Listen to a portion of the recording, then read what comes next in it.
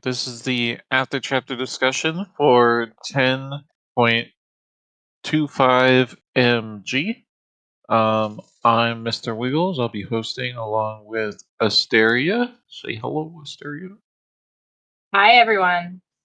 All right, that was Asteria.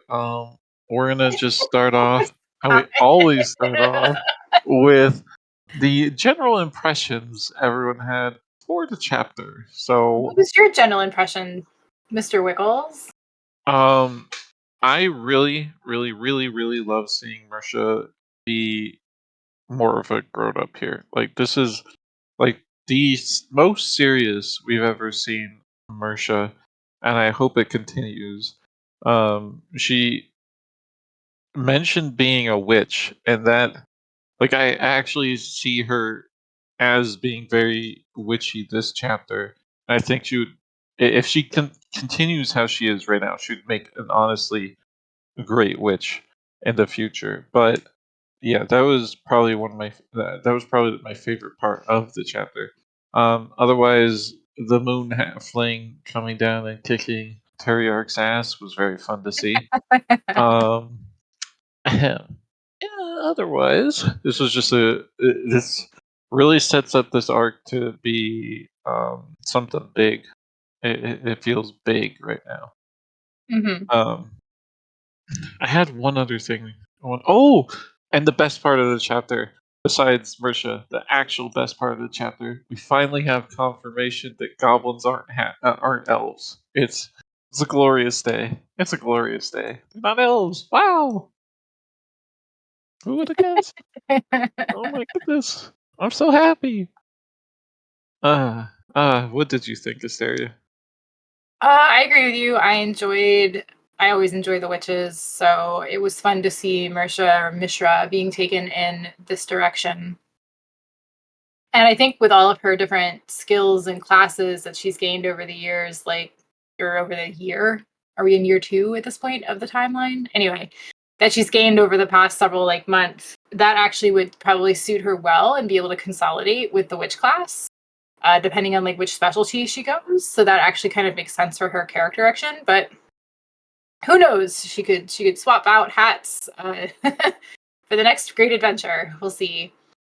But yeah, I think my favorite part was just all of the witchiness and how the witches interacted with Nanette. It's good to see character to growth. It might be a little tough for some of our characters to kind of get feedback sometimes, but Yeah. it's just good to see kind of all of that fall out or come about. What about everyone else? What did you guys think?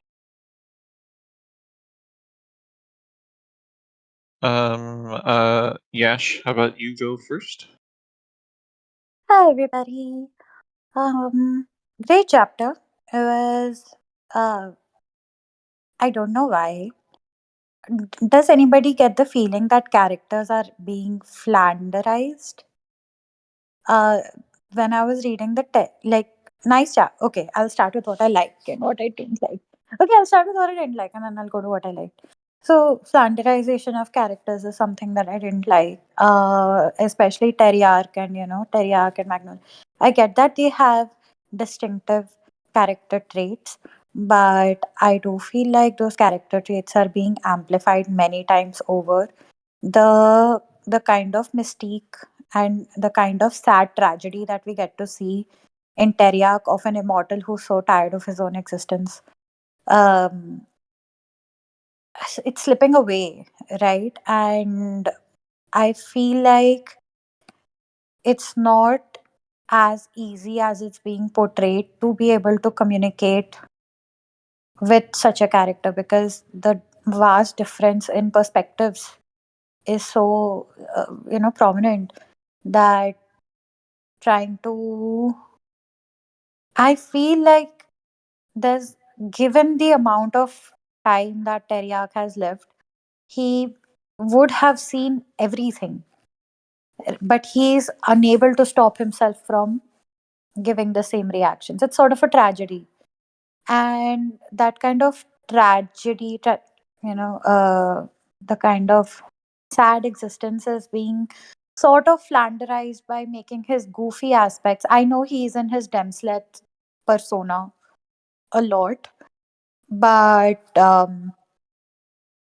or maybe the kind of burden of time was the part that Eldevin used to share, because Eldevin still has a bit of that.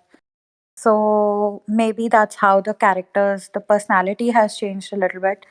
Um, we see that in Ressa, we see that in Magnolia, because I mean, Ressa, when she used to react to Magnolia's statements, they'd be it wasn't usually a spit take, right? It would be very subtle. Like the digs used to be very subtle. And catching those subtle digs used to be the fun part of it, right?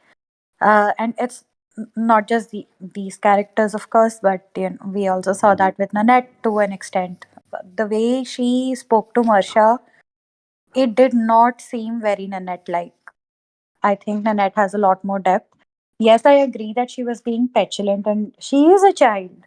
Like, and her reactions make sense when it's coming from a child, but I don't think Nanette is somebody who can ignore Marsha's own trauma and reduce Marsha's traumas the way that she did. And I think her introspection would have been, again, I don't know, maybe it's the way the personalities have grown because of the In's influence, but maybe I missed how it came about, right? Like, because again, um I've been catching up. I've been rather irregular in my reading. So um yeah, like I found a bit of flanderization happening. Um that was mostly what I didn't like. What I did like is the setup parts. I'm happy that we're getting some answers. And like Magnolia said, we've had to piece together these answers over a long period of time to make a coherent narrative out of them. So that was the good part. That was actually the fun part, and seeing that being acknowledged, because I almost see Pirate as a Teriak sort of figure who has who knows what's going to happen because they've seen it so many times over in their own experiences. However, Pirate conceptualizes their story, but I felt like I could relate to Magnolia a lot because we were piecing together we were piecing together lot of the story through these tiny little clues, the secrets and all of that. So it was fun to be able to relate to a character in such a meta way. That was really good. Not a very obvious way, but like in a more subtle way. So that I found that was really great.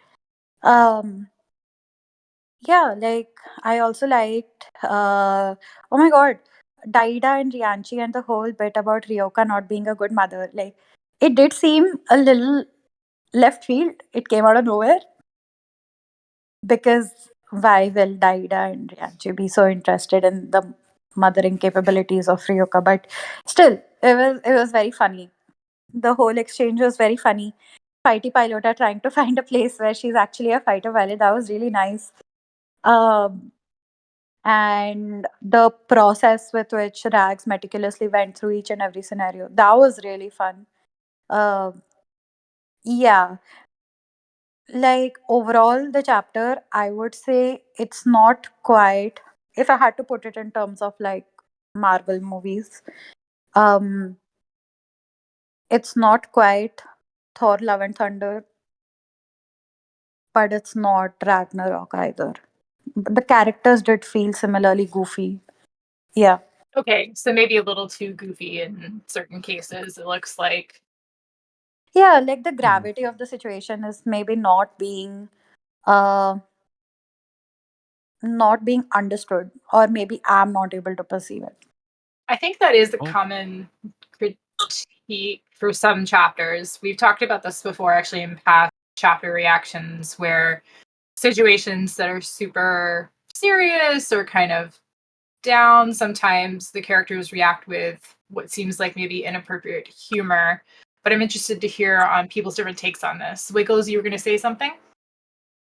um, In the case of Mersha, it's like clear that Mersha is taking it very seriously, and Oh that yeah, for sure. I think Marsha carried the chapter.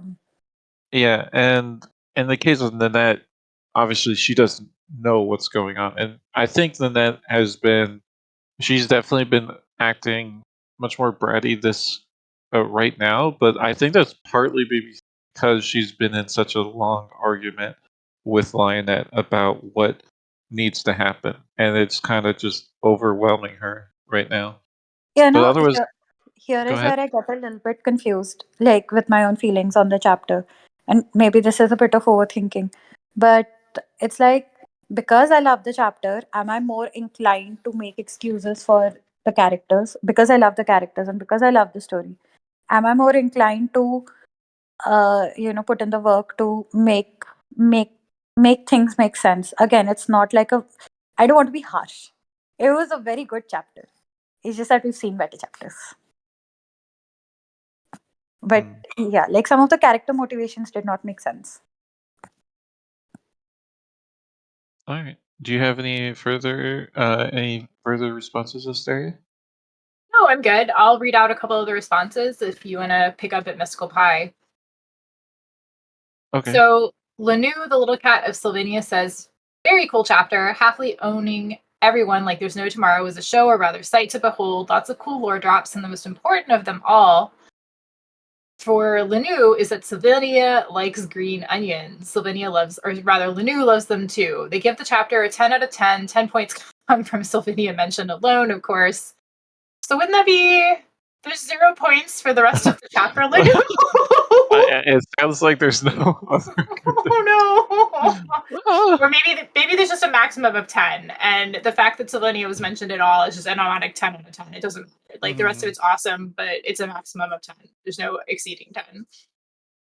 Um, Action Kermit says they agree with Wiggles. Goblins aren't elves. And Woo! you Yippee! know, maybe. Hooray! And Jotten says, "Dang, they roasted that witch alive." Well, feedback, group discussion, all good things, as You but with should have. everything, She didn't get super roasted, you know. She had some good stuff. She did. But I mean, I But would imagine like a witchling has a lot of possible power and influence, and you're gonna have to be a little bit more harsh with a growing witch because like they have to be in kind of control of their powers because they can do quite a bit of damage if they're not very true. on top Absolutely. of that. Miss. Lanu said, "Oh, sorry, go ahead." Oh, I was just going to read. Mystical Pie said, "This was a great chapter. I love seeing Marcia maturing and grappling with the realities of her influence and responsibilities, as well as all the witch stuff. It was nice to see someone finally kind of succeed in talking to Net. I also love seeing Rag's final plans and the fight with the Moon Halfling was sick. I continue to be disappointed with post-memory loss Terry, though. Memory loss has always been one of my least favorite tropes, and his character has felt more flat. Hmm. I feel like he's mostly the same as he was beforehand, which is my problem with him, is that he's not taken the whole dead gods coming back to life nearly as seriously as he should be, and that's why I liked Magnolia's convincing him to start opening up, even if it had disastrous results for them, and showed that Teriyaki, he had some reasons for being so quiet about some things, but at the end of the day, I've always felt like he needs to open up more and more quickly now that the gods are coming back. Linu says, when chapter has Sylvania mentioned, but no Sylvania herself, the chapter can only get 10 out of 10 as max. When chapter has her in there, the maximum scale becomes infinite and can become i.e. 10,000 out of 10. Okay. Thank you, Linu, for explaining your system for us. Actually, Kermit says, I feel like when Nanette gets her hat back, she's going to see the emotions of the people around her, and the differences between what she imagined and what they're really feeling is going to be a personal wake up call. Well, yeah, her missing hat right now is like she's put off um, dealing with those emotions too long, I think, and it's starting to affect her. Like her ability to be a witch right now. It's like she's got part of it down, but her emotional radar is completely off the fritz because she doesn't have her hat, and it's kind of just showing through. But yeah, is there any comments? Nope, I think you pretty well covered it. All right, Bleach Soul, you wanted to give your general impressions. Go ahead. Yeah, I really loved this chapter. I thought it was the lore was incredibly well done, even though we got very little of it. We now have confirmation that goblins did not come from elves, and I infer like elves either took pity or sympathy on the goblins or were their friends because of their reactions to the statues in the garden from Rags and the other goblins. Um, I also like that the witches has put Lynette like in her place because even though it was an achievement, she shouldn't get arrogant and stuff. And also the the fight with the halfling was really really good. I was really concerned that he might actually have to kill somebody. And also, I like that Magnolia want to turn him on Bethel and Rochelle. That was a brilliant maneuvering. Of course, it didn't work, but yeah, and I like there's this plan that Rags is working on, and everything's coming for the big conflict soon. So yeah, for me, it was a great chapter. Yeah, That's it. this is definitely the start of the conclusion to the Rags Mersha arc. It's awesome. I'm very hyped up for the next few chapters. But thank you, Bleach Soul. That I agree that if Magnolia had pulled it off, that and the halfling was went after Bethel, that would have been perfect. But alas, we can't have what we want all the time, and Bethel continues to live. Alas, alas. Is there any thoughts? Nope. Actually, pretty neutral on this one, but like I said, think you got it off. Kermit says, I absolutely agree that Nanette needs to deal with those repressed emotions.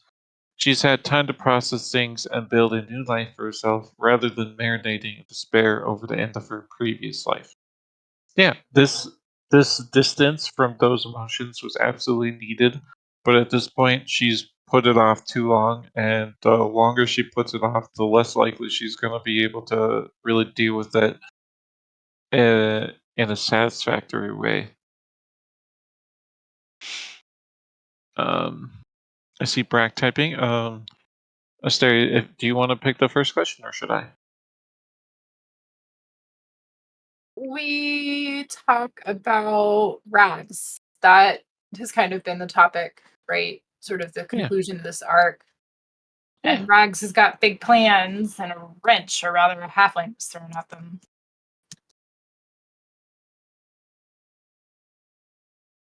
So, but yeah, any other, as Brack kind of types up their thoughts, any last thoughts or takes, Wiggles? I'm very excited for this arc. I've been waiting. I think all of us have been waiting quite a long time for this arc to continue, and it seems like Paradema has a lot planned for it, and they want it to make it epic. So, and I've always liked their epic arcs in the past, so I'm really, really excited. Oh, Are you I'm out excited? to Less or applause. more than for the Pomlay one? I'm more excited for this. Pomlay, I love Really? Pomlay, but I'm definitely more excited for this. This is Rags was my second favorite character outside of Aaron for the longest time, and Hmm. Mersha's been one of my favorite characters for a very long time too. And I so, guess that's why. Go ahead. seeing Mersha growing up like this is phenomenal. I love it. I guess that's why I'm not quite as hyped because I love the witches, but these are Mhm. definitely two of my least favorite. Yeah, I know you don't like Mersha very much at all, sir. I know, I I know. like the direction she's taking. I did enjoy Yeah. her this chapter. I just the goblin chapters are never really, I don't know, they just don't catch my interest as much. Yeah. But I like where this is going. I'm excited to see Hmm. where it goes. I'm just Absolutely. not as hyped for like a Chandra chapter. Okay. Brack Yeah. says, new outfit, cute. Nanette needs to get a handle on them feels. Absolutely, absolutely. And Bleach, Bleachel so says they're curious to see which species have seath bone. that'd be And crazy. gonna guess. I don't have a guess. We'll have to I see. There's don't lots of either. fun little reveals. It's gonna be giants. Giants have sea bones. There's no more giants other than the 3 that are with Sylvania's group, or however Yeah, many are over there. yeah. Okay, so the first question, speaking of goblins, how will Rags's plan be affected by Terriarch's wounds? So this is kind of more of like a theorizing, guesstimating kind of question, but y'all come up with some crazy theories, and I'm here for it. So, Bleach Soul, what do you think? Yeah, I think actually, um, it seems like Magnolia's speech have like awakened Terriarch, and not awakened, but at least lit something inside of him. And I believe, like, even though he's injured, he will try to help Rags and the others because he has been like cowering for a long, long time and stuff. And I believe, like, Magnolia has known him for all of her youth, for all of for like almost all of her life, and she has like her speech has impacted him. I actually hope like this will start like some kind of development, and regardless of his wounds, he will put others in front of his own cowardice. I do believe this is the direction we're heading towards. Thank you. Thank you for sharing that. All right, Yash Ketchum, you're up. Yeah, I think Teriak is gonna have to confront his own mortality, which, to be honest, the change that we are seeing in Teriak right now, I would much rather the change have been after he had this big fight instead of like before. But yeah, like both him and Taltaveron, we've seen hints of them being scared, like when they were fighting Tolveluca. But now it's like proper fear because they've already been humbled this chapter, right? And now they're going to be a lot more aware of them not being immortal anymore, or them actually dying, because I think the longer you live, the more you fear death. And like when death is not an inevitability, it sort of like really scares you. So that will be very interesting to see. It will probably trigger a lot of changes in him. There is a small part of me, this is quite small, but there is a small part of me which believes that he's gonna die. I know that's a blasphemous statement to make, but we may see something like something like Terry having to, um, if not die, something like where he's incapacitated greatly, where he will have to take his role in the world more seriously than before. But yeah, he's going to be affected a lot by this. Um, Another thing, I don't know about the dragon links, like the two, Rafa and Sire. They might try to help, but we've already seen Rafa lose one of her wings.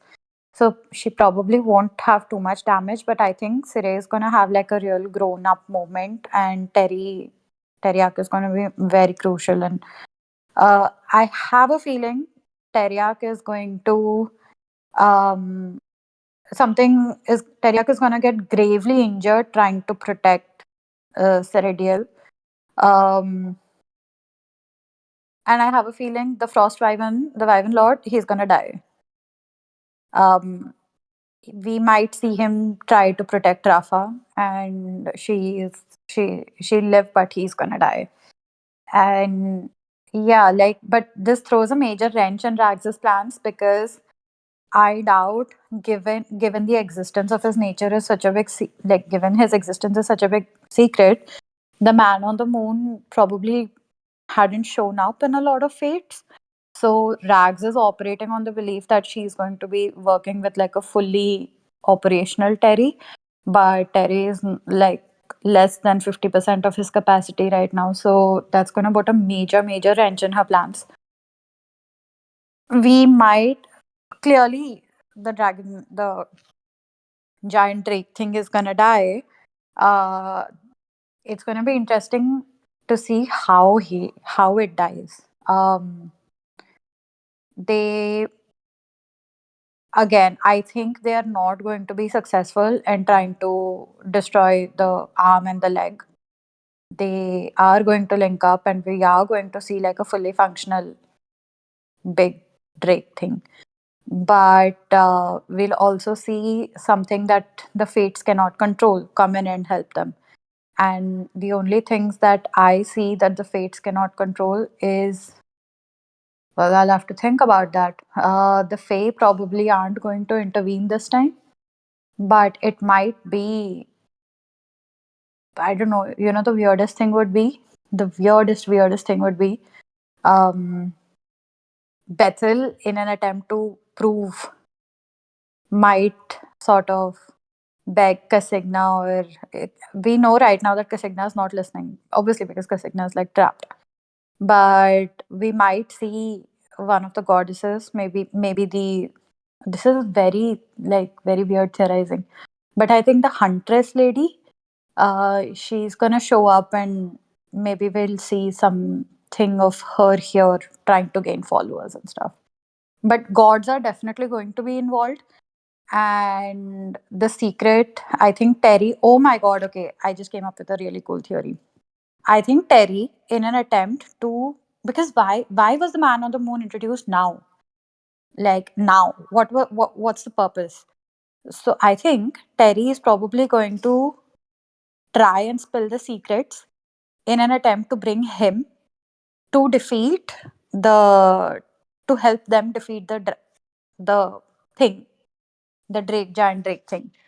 And he's gonna get severely injured because the man on the moon is gonna decide finally that okay, so maybe he loses his vocal cords or something like that, some way where he can't communicate anymore. Yeah, that's my theory. That's an interesting one. I'm not sure anyone has.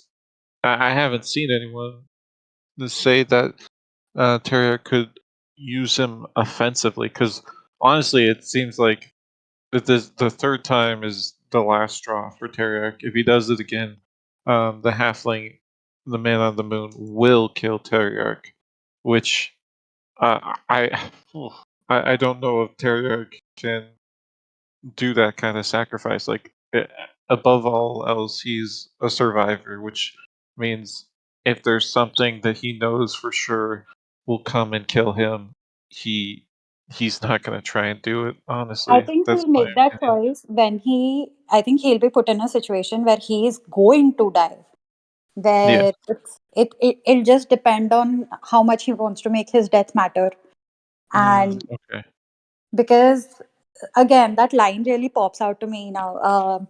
It only seemed like a day since the man on the moon had been awoken the last time.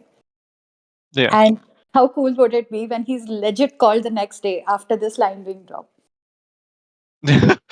That would be very interesting. I hadn't even considered that because it's kind of like a nuclear option if Terriarch does it or any of them do it, because if they do it knowing that they should not be doing saying this kind of secret, the man on the moon is going to be a lot less likely to be forgiving towards them. So Yeah, it's just a nuclear option in my mind. and we've seen how like the skin of the Drake thing, it kind of envelops the stone. I think Mhm. Terry is going to try and break the stone, but then the Drake thing, it starts engulfing him. So Terry gets inside. I think it's going to be the heart stone or the mind stone, one of these. Mhm. But Terry is going to be inside of the body, and the man on the moon, he's going to have to fight his way into it, inadvertently killing it in an attempt to kill Teriak. Does that make sense? Yeah, Yeah. makes sense. Yep, that's Oh, it. all right. Thank you, Yash. Any thoughts, Asteria? Nope, all good. Love the theorizing and can't wait to see if it comes into being. Action Mhm. Kermit says that they're really curious about how many more secrets there are like this that have hanging permanent spells, curses, or skills that harm people who try to learn or read them. It would explain a lot about why Teriarch is so discursive on general principles and would add an element of danger to sage or historian classes that would help explain why there aren't that many super high level ones out there. I feel like I remember the last time we were kind of looking at a historian or the library scene that wasn't there like somebody systematically going around and killing the higher level librarians or historians, preventing them from discovering some sort of secret? And maybe I'm misremembering that, but I I'm not. I don't remember that, but there were mentions before in the past of how, um, if you find something in the past, you can just like die from spells that have been left behind to protect past secrets. Like there are spells that will literally just consume you as soon as you find a knowledge. Like um, the elves left the spell for killing anyone with knowledge of the dead gods and the what was it um, the place that Nears went to, the dungeon he went into. mhm, Forget the name. But I yeah. don't remember. But yeah, Labyrinth of Souls. Yes, there we thank go. you. But yeah, there are definite traps and issues with the sage and historian classes and with Terriarch like uh talking about any of this stuff, which it makes sense why he wouldn't anymore, even if he doesn't know the specific reasons. I just want Teriak to kill Elduin. Yeah, yeah. I think we all want that at this point. I think we could all see good future after that. Well, Definitely. that's going to be a long time in coming. Eldavin is the puppet of some of the gods, and Yeah. is too good a what antagonist to hmm waste that hmm quickly. He's controlling like one of the. He's controlling the greatest mage gathering in the world, so he's on par with the BK in terms of how difficult he will be to actually kill overall. Yep, I All agree with right, that. Do you want to choose the next question?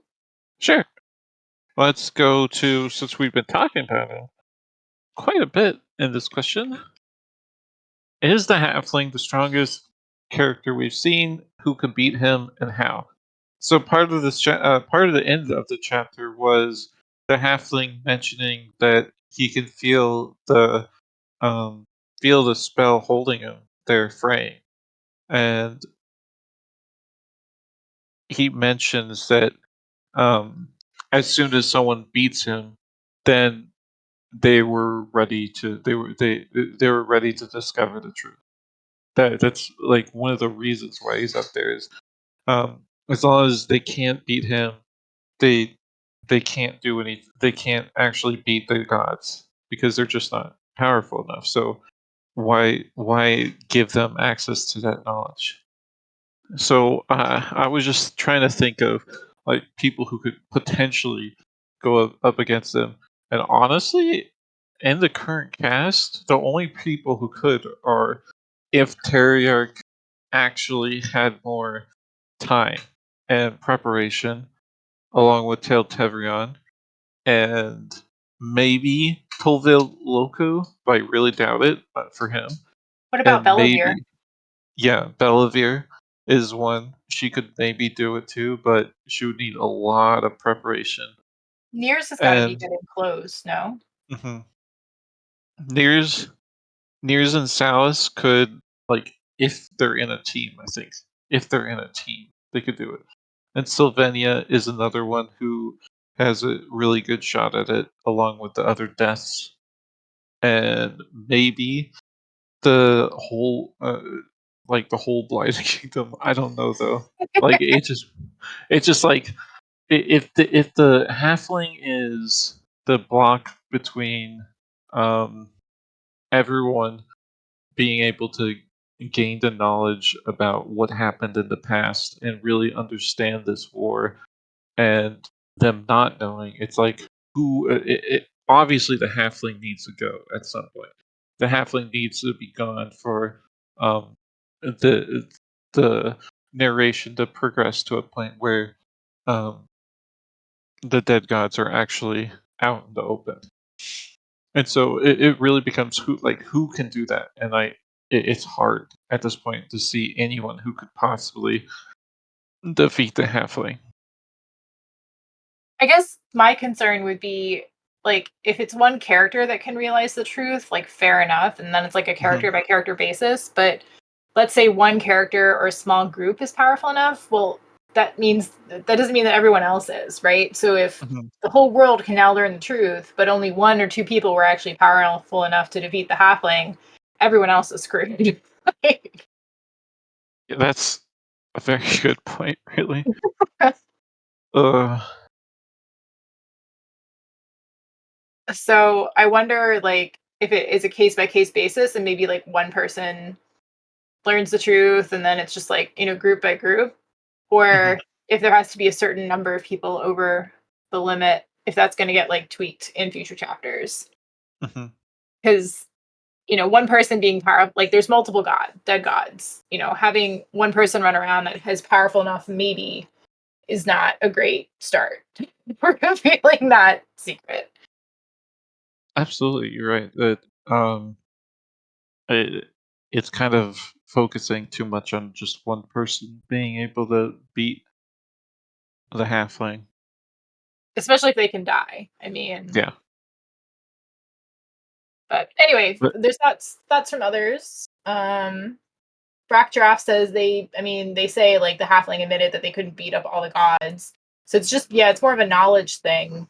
Like, get to this level and learn the secrets. You're not like there quite yet to be able to defeat a god, but you're at the first step, really. yeah. Brack Giraffe says the way levels work necessitates a challenge worth the level. So any one person that beat him means there's enough people or things in the world that could pose a challenge worth that level. I mean, like so few people get to a high enough level. Wiggles, any thoughts about this? Let me reread it. Um, uh, eh, I don't know. I don't know how to if I would agree with that, because at the same time, the dead gods are going to be pushing challenges forward too. So it's like yes and no, kind of, sorta. Brack says outliers exist, but all of them are old folks from old times. Yeah. Well, as Crash isn't from a really old time. He's It's like mid what, a couple hundred 70s, or years? yeah, he's 200 years old at this point. He's high 70s too. Um, so it's like it's not always old times, but yeah, it's definitely older times. Definitely produced much more higher level folks.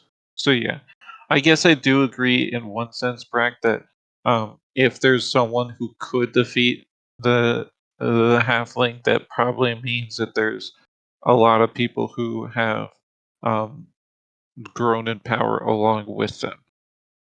I do see where you're coming from with that, and can kind of agree there. Bleach, though, you had opinions. Yes, many. But Let's hear them. Let's hear them. yeah, But yeah, I would say no. The halfling is not the most powerful individual we've met. I think Casigna still like trumps him easily. I would also argue. Oh, I Um, meant. Oh, sorry. I wasn't clear in the question. I meant non god. Because Signa and the other gods are definitely more powerful than the halfling for sure. For sure. well, then probably yes. Most likely yes. Maybe between him and the one that Eren impersonated. I'm not sure, but by the way, I found like you can do a workaround the secret telling thing. Erin can do it in her skill. Like she figured out about the system of levels, and and she can do the same probably with the goblin secrets and every other secrets. The halfling can't invade her Oh, skill. that's a very interesting. Oh, I like that. I like that. That's another reason for her to have the pavilion. Oh, oh. So yeah, I think that's a good workaround uh, for sharing secrets without angering secret gods until at least they can trump the halfling. So yeah, these are this is thank you. Yeah. Thank you, Bleetzel. Um, is there any thoughts? We can go straight to Yash. All right. Hey, I think it's gonna be that one gnome guy that we saw in the Feywild. Um, I don't. Am I making this up in my head? But Oh, we have to not close our kiss. like, wasn't there that one gnome who ended up in the Feywild and No. was like, I said it's not a big deal. hmm Sorry, keep going, Yash. yeah, maybe that guy.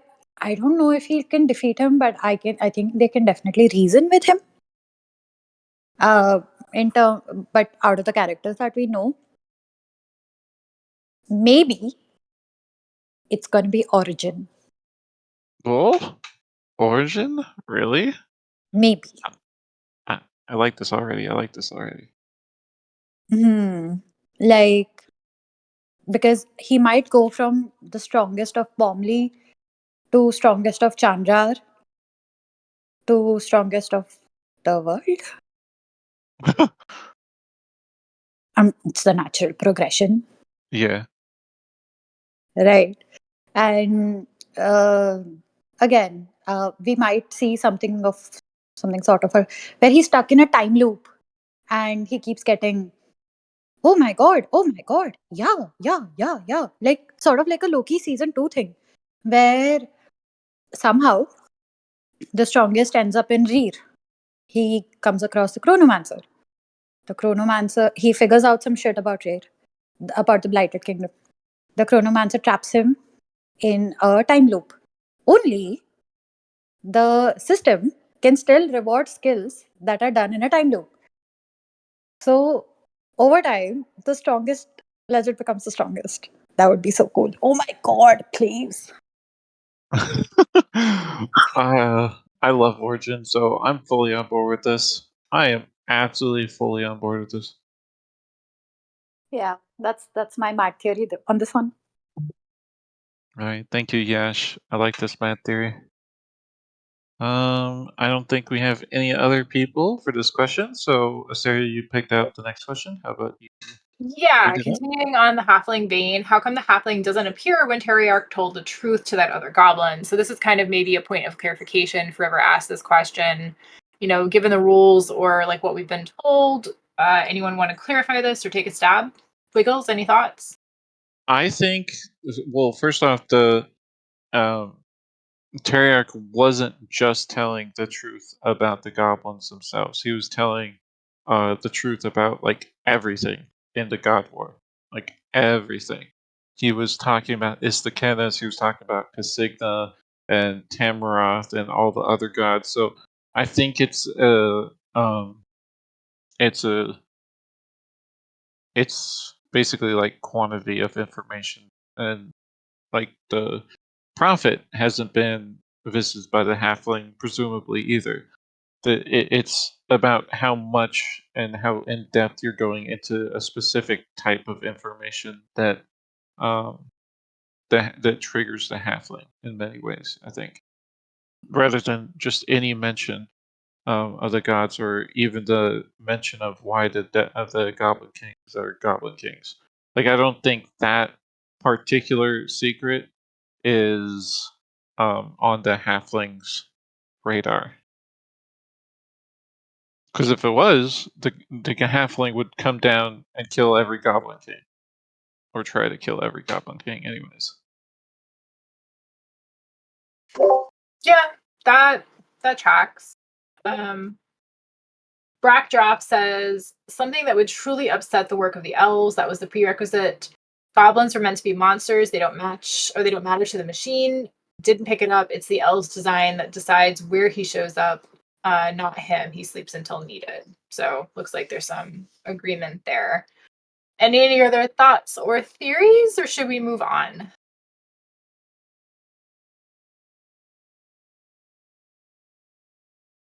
I think we're Mr. safe to move on.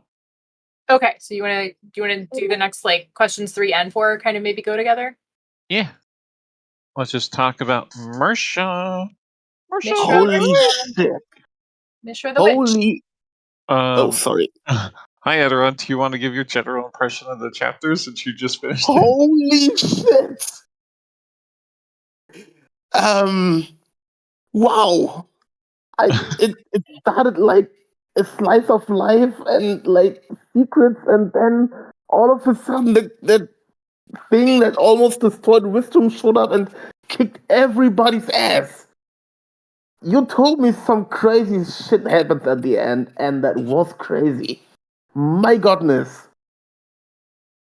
Um, I really thought we are gonna get the answers. My heart was racing. And then this happens, but something important happened. Was confirmed. Parallel universes, different dimensions, no simulations. There is the confirmation. It was in this chapter. I just want to say I was right. Awesome chapter.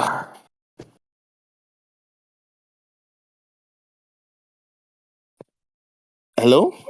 Thank you, Okay. Ederon. Thank you, Yeah. Ederon. Yes. Sorry. Thank you for Uh, sharing. it's great to hear that you love the chapter, Ederon. Here, we're on, now we're on, what is Mersha going to do in the palace? Is Mersha a witch, and could she become a good one? So this is just general Mersha question. I mean, Um, kind of discussed some of this in general impressions regarding the witch mhm. stuff, but for anyone who has not shared their opinion, feel free to dig Mhm. into this. But And, Wiggles, what do you think?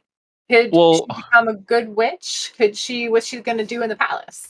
I definitely think if she put her mind to it, she could become a good witch. But I don't think she will want to go down that path at the end.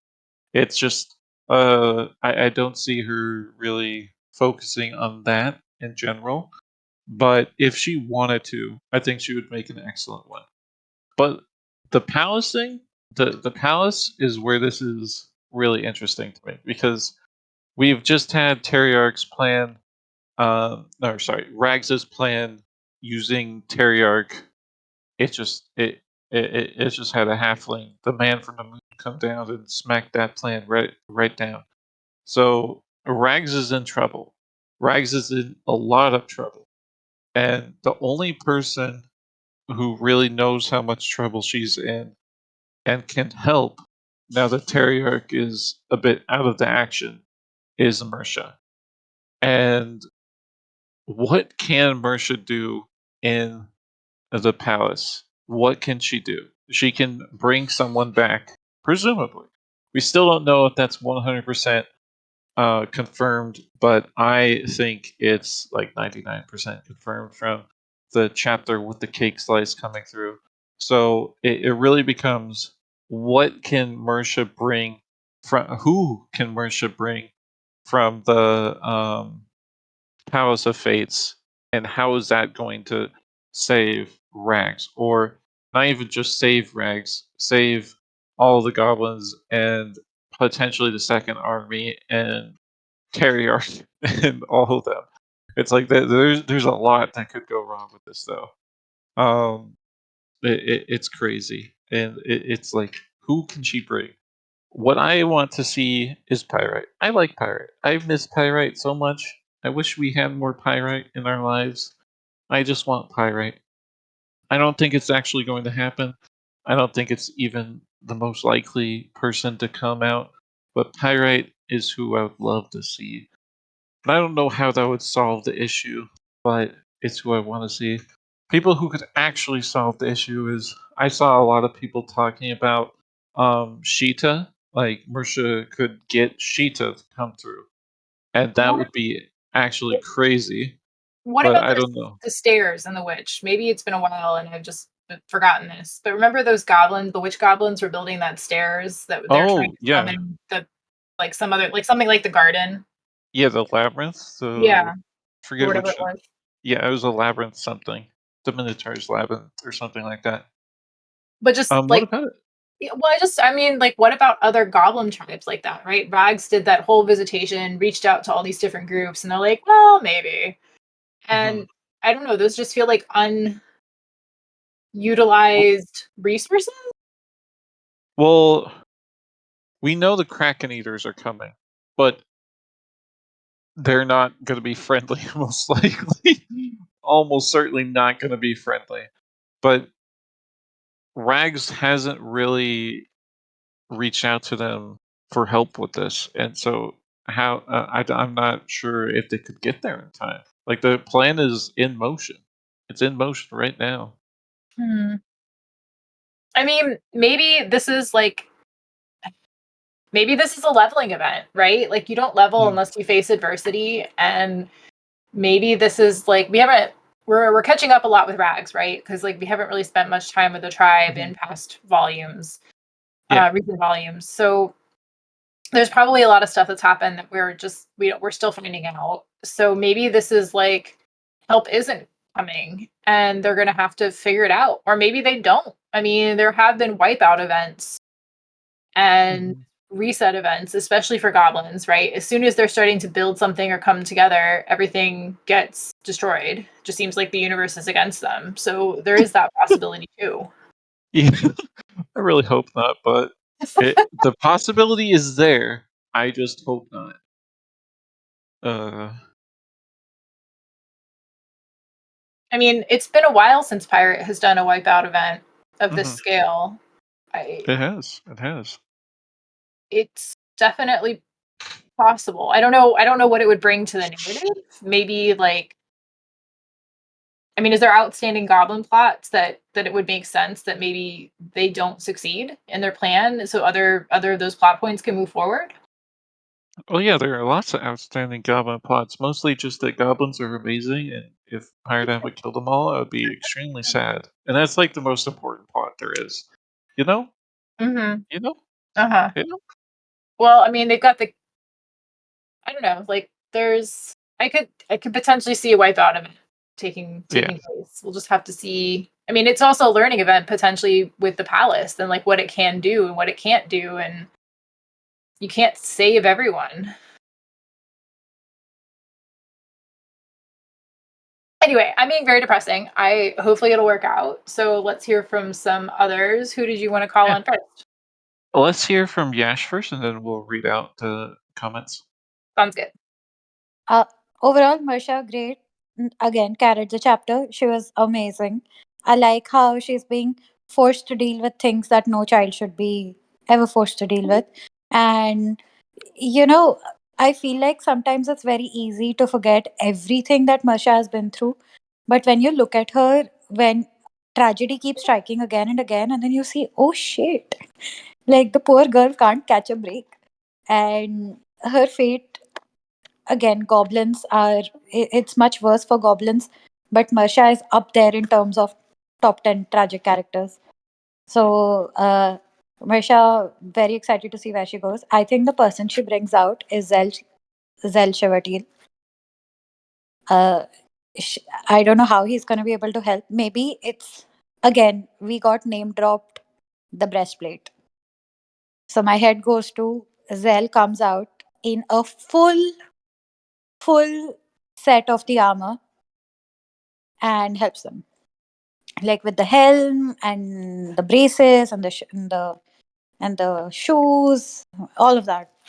Like he's gonna come out with the full armor set, the heart flame armor set, and yeah, that's who she's gonna bring. But it's not gonna be enough, and Marsha is gonna do something to make sure that Zell doesn't die again, because that would be the biggest tragedies of all. So she'll call him first, but she'll also do something to make sure that he does not die again.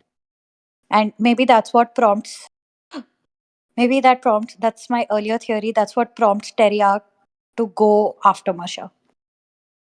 Yeah, that's my theory.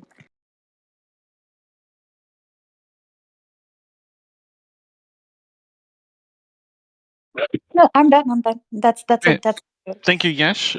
Sorry. Thank you, Yesh. It's a good theory, honestly. We some of the people in chat were saying Zell is like the best option for dealing with second army, because who else could command the second army besides Zell? Maybe Cessaries, maybe Chalyon if they get another Chalyon. But Zell definitely is one of the best picks because he could command a second army to stand down theoretically, and he is a very tanky combatant in his own right. So if they got Zell, that would be a very good option for them, honestly. And it's Zell is one of the characters that Mercia misses the most, like for sure. Zell was one of Mercia's favorite people early on. Anyways, let's read out some of the comments. Kermit says Mercia continues to follow her very knowledge cultural path of trying out a ton of different classes that will consolidate into a composite class that reflects her future duties when she's older. Yeah, that'd be awesome. If I really want Mercia to consolidate her classes. I want Mercia to just become the ultimate Mercia. She's Mercia the Great and Terrible, Mercia the Ember Bearer, Mercia the Druid, and I want it to be Mercia the Ultimate. You know, Mercia the Amazing. All right, Brack says, There are other characters, Wiggles. yeah, there are like Aaron, who's also amazing, and yeah, those are the only two characters. I mean, Brack says, okay, what? continue. Go ahead, go ahead, go I ahead. don't know. I'm thinking of that chapter that Pirate wrote way, way, way, way back, where there was a wonderful mighty time skip, and Mishra had aged. She was an adventurer. She was running around, and she was the new main character. I love that chapter. It was great. It was so cool. It was so cool to see Mercia be an just. Let's not go into it. It was a great chapter. Anyways, thank you, Kermit. Brack says, I thought that the Moon Man was the scary thing that Mercia may call down if Terry doesn't work out. But the lack of injuries in the visions makes me think that it was something else. I do wonder if she is trying to bring Sheeta out instead. So yeah, the Moon Man, I don't think this POW saw him at all, because the only way the Moon Man triggers is if the POWs is simulating someone talking about the dead gods, and it's not been able to simulate the dead gods at all so far. So it's like, why would it be simulating them uh, talking about these things that it can't even understand? So it's like, I don't think it ever conceived the a man on the moon coming down, because it lacked that critical piece of information in its deliberations. And Cheetah, again, is a very interesting choice since she's obviously a level 70 character. And so she is one of the few characters that Marcia could take out conceivably and actually have a shot at dealing with the Titan right away. Just dealing with the Titan and Second Army. And it could happen. It really, really could happen. Sheeta's one of the ones that, if Sheeta came out too, it would give the option for the palace to still be in the story, but with the rightful owner, and it would close off for everyone else. So yeah, Sheeta's a good option, I think. A good prediction too. Mafia Hamster says it's a bit late for general impression, but the theory that goblins were created just as level fodder is more and more likely. I mean, it was basically stated in this chapter they were created for level fodder. But yeah. Any thoughts, Asteria? What do you think Marsha's going to do in the palace?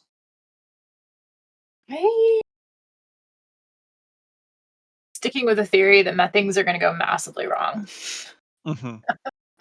I don't know. Like with these characters, they make 5 steps forward and then like 6 steps back. I'm Yeah. not quite sure which way it's going to go, but I feel like they're going to make progress, but I don't know how much they're going to advance on this. I kind of get the feeling things are going to come to a very climactic end. Mm-hmm. I feel like we're building up to a lot. Like this chapter was very much like more energy's rising. And I get the feeling that we're building up to something. Absolutely. It's gonna be crazy. We'll have to see how it pays out. But yeah, I don't have any massive theories with this. I'm curious to see which way it's gonna go. All right. I think that brings us to all of the chapter questions. Yeah. Any other We got final them thoughts on the all. chapter? Yeah. I think this was an 8.5 out of 10. It was a good chapter. I really enjoyed seeing Magnolia verbally slap Terriarch around. And that was probably my favorite Magnolia moment ever for me. It wasn't when she bound that dead giant. That was pretty Oh, no, cool. those are really good ones, but this one, it tops that. Huh.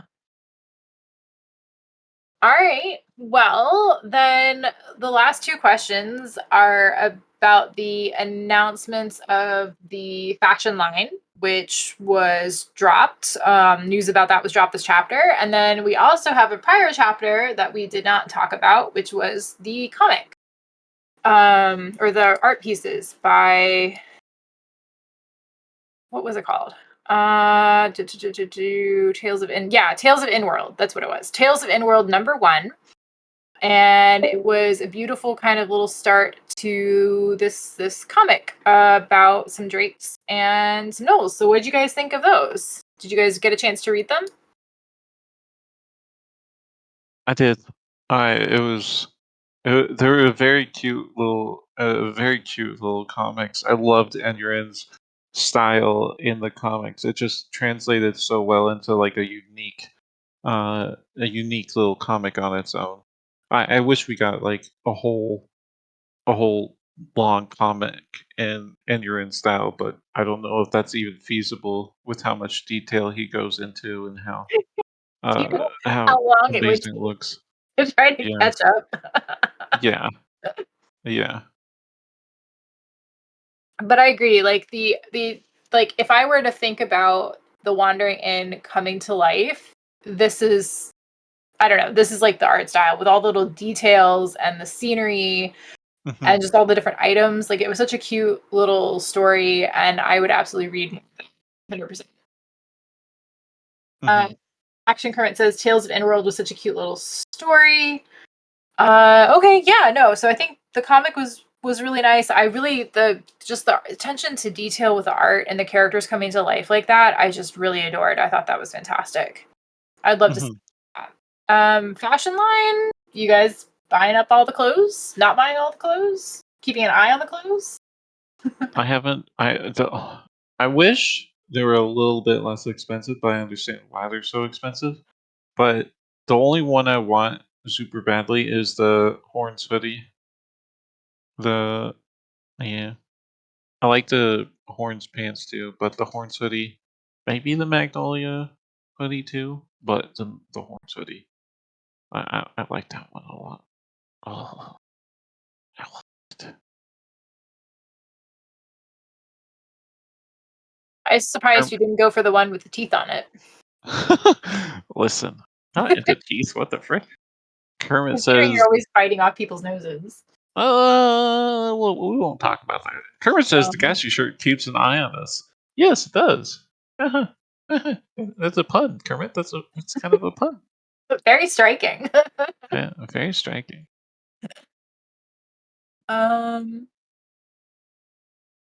Yeah, I think they're fun. I like the monster shirt. I think that's some of, is that Enron's? Whose work is that? Wait, which monster shirt? There's a shirt that shows like the Monsters Raglan shirt.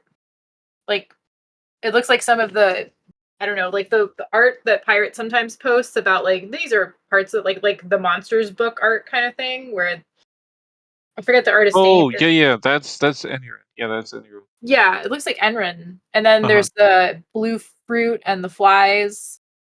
Oh yeah, those are. I'm 99% sure those are both Enron too. So yeah, there's lots of really cool ones in here. I don't know if I would buy anything, but like they're definitely fun. I like the horn zip up hoodie. Oh, I love it.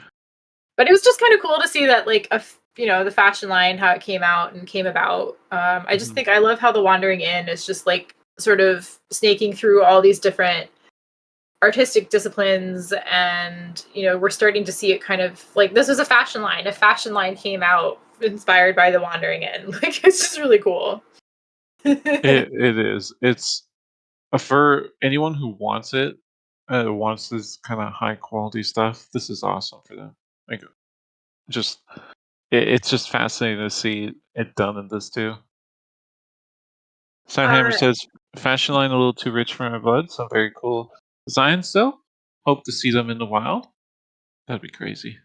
And Mafia Hamster says, "Is it only for us? For US? No, it's not. You can do international shipping, though it'll be definitely more expensive. Doesn't it Quite a come bit from more. the UK? I thought they did the. I think they're shipping from the US. I'm like Are they? 90% sure on that. Pretty sure they're shipping from the US. Because it was by Alexander Mitrovic. Mm-hmm. Could have sworn. All right, well, because they look like they did the shot in a British pub. They might have. I don't know. They could have. Well, you mentioned it, it does look like a British pub. Anyway, I think it is international shipping, but check it out. It might be that certain countries and areas of the world are limited. It depends on what they're able to do. But yeah, all right. Any final thoughts, or we will wrap up for today. I'm out of thoughts. Really, you have nothing else to say? Yeah. Ah. You sound surprised by this. I do. I am very surprised. I imagine that you always like to get the last word in. What the frick? What the frick? I think that's true. If we go back to the old recordings. All right. Well, we had a lot of fun discussing goblins and witches and theorizing all the cool things that are going to be happening with this current story arc in The Wandering Inn. Thank you for joining us today. This was hosted by myself, Asteria, and Mr. Wiggles. And last comments are from Sidehammer, who says last word, and Brack Giraffe, who said that the way it be. And with that, we will sign off. Have a great night.